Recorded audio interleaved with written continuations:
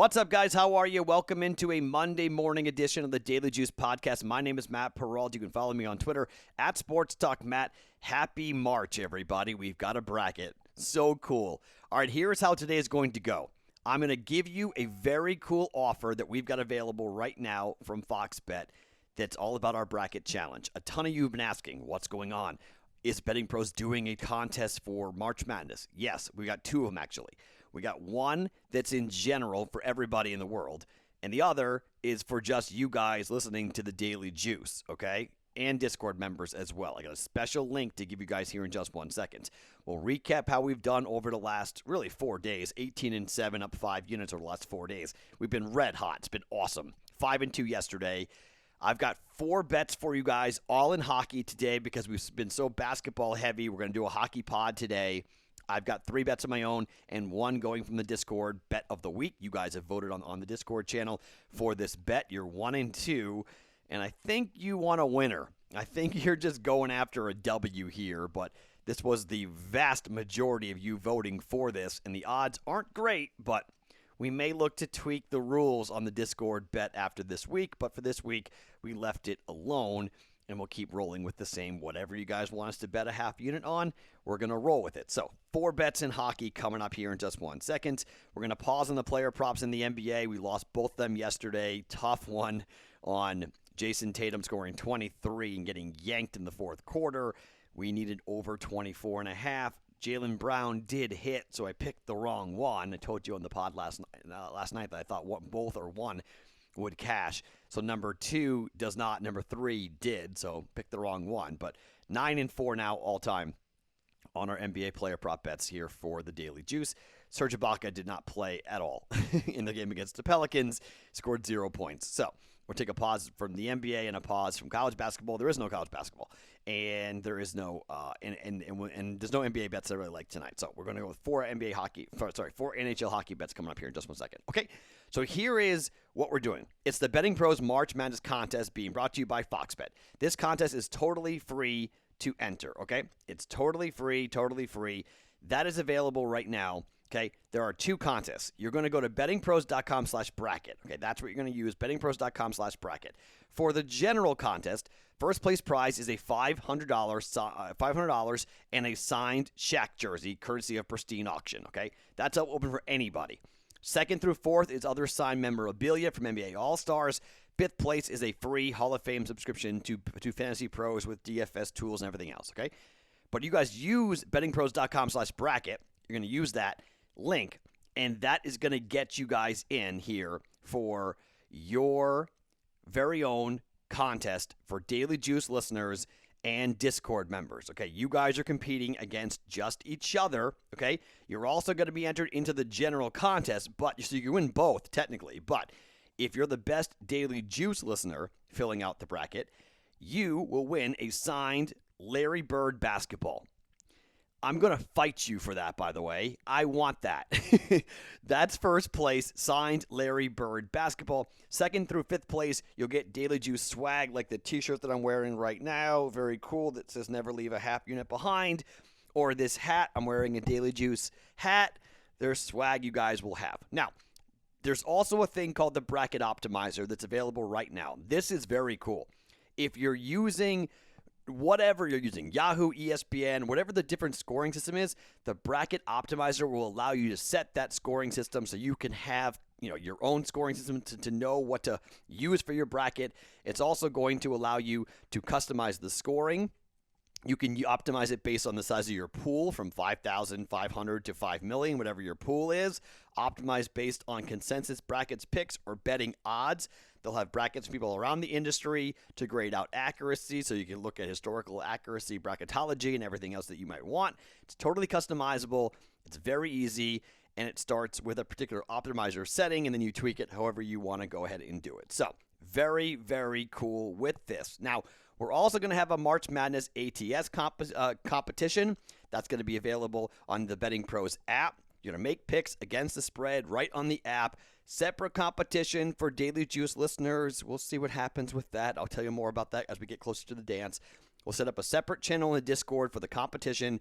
All you need to do is post your username or whatever you want on the leaderboard in there, and they're going to track it, and they're going to award Daily Juice swag to the top people who bet it against the spread. So we've got the general contest from Fox Bet, bettingpros.com/bracket for the special Daily Juice contest. You can win a Shaq jersey, $500, Larry Bird signed basketball, tons of swag, NBA All-Star swag, Hall of Fame subscriptions to Fantasy Pros, and more for March Madness, okay? So, very cool. Thanks to Fox Bet for sponsoring this for us. We're really psyched for the Betting Pros March Madness contest, the Bracket Optimizer, the soon-to-be March Madness ATS competition, all with the Daily Juice and me, Matt Peralta, and you, our audience, for Daily Juice. Okay? Very cool. So, let's just quickly recap yesterday. So, we get LSU to cover the 6. They nearly won the game outright against Alabama. That covered easily. Illinois wins the Big Ten at plus 275. Good hit. Houston covers the 13.5 easily. They win the American. Easy, right? Half a unit. We had Boston minus 10 against Houston. Laugher, easy. Serge Ibaka, wrong. Jason Tatum, wrong. John Rahm. John Rahm wins, or gets in the top 10, rather, at the Players. And unfortunately, we do not cash. So you might go, Matt, why didn't we cash? Well, here is why, okay? Here is a letter on my phone that was sent to one of our listeners from DraftKings. I'm not going to get into it too heavily here, okay? Because we're friends with DraftKings. But I did not know and was unaware of a term called the dead heat reduction rule. The dead heat reduction rule is you are calculated by dividing the wager amount proportionally between the number of winners in the event. For example, if there's a two-way tie, aka dead heat, your return would be half of what originally projected in the bet slip at the time of placement. So a quarter unit bet, if your quarter unit was $25, you're supposed to have a return of $75. You returned $25. It was scored a win. DraftKings scored this a win. You may be able to see that. They scored that a win. That says right there, that says 1, right? That's how they scored that John Rahm bet. They scored it as a win. But unfortunately, it was scored using this term. That is very frustrating, and I was really angry on Twitter last night, and the dead heat reduction rule was one that I did not know. So that's on me. So I apologize for that. That is something I should be aware of, considering I preach knowing the house rules. But because I don't use DraftKings all that often, and I have not bet golf all that much on DraftKings, this is the first time this has hit me. Normally, I am betting at books in Vegas. There are other books across the country that do use this. BetMGM does not. Vegas books do not. So from this point forward, when you hear me make a bet on golf, we're using Vegas books or BetMGM. That's it. Okay? It limits me. I will admit, it limits me. It makes it a little bit more difficult because of my family on the East Coast and people that I know. So it does limit my ability to get down. But I cannot recommend a bet that cashes that does not get rewarded. We had John Rahm in the top 10. John Rahm came in tied for 9th. And according to these books, they get to recalculate the odds by 8 players because John Rahm was tied with 8 other golfers for 9 under par. So because of that, John Rahm, his bet basically becomes a push. Some of you lost money on that bet. You sent me slips showing me you lost money. That's unacceptable to me, and it's really unfortunate. But I can't do anything about it other than apologize for being dumb and not knowing that rule like I should have. That's my job. So I failed you, and it won't happen again. I will do my due diligence. I will be better for this, and I apologize. And we should have had a nice return there, and it should have covered the losses on the Webb Simpson and Patrick Cantlay bets. So instead, we're down 3/4 of a unit in golf. Well, I guess it's a push, so we're down a half a unit in golf. Instead of being a wash, we're down a half a unit because of it. Now, we won a lot of money over the weekend, okay? We covered all that and way over.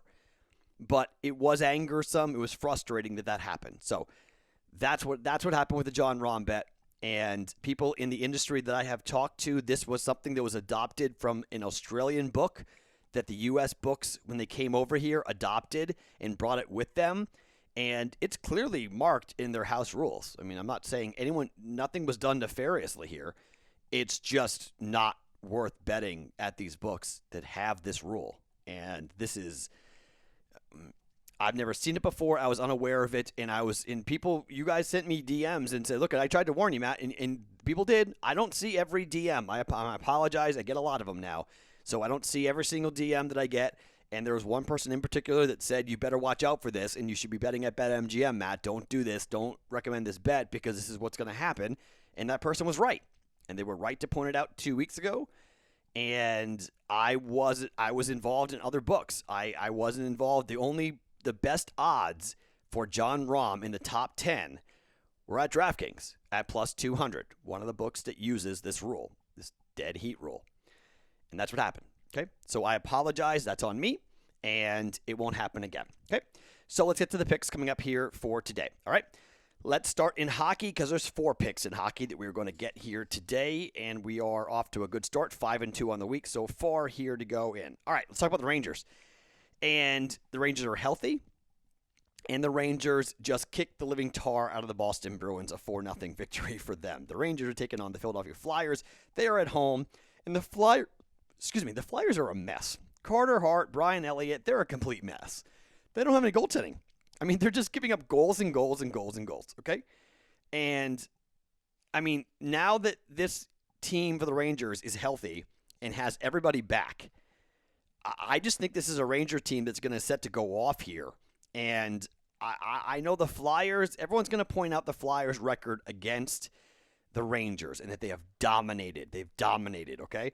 What that gives me is I think it gives us a chance to grab a hold of a team that is starting to play better and starting to now have their full complement of players.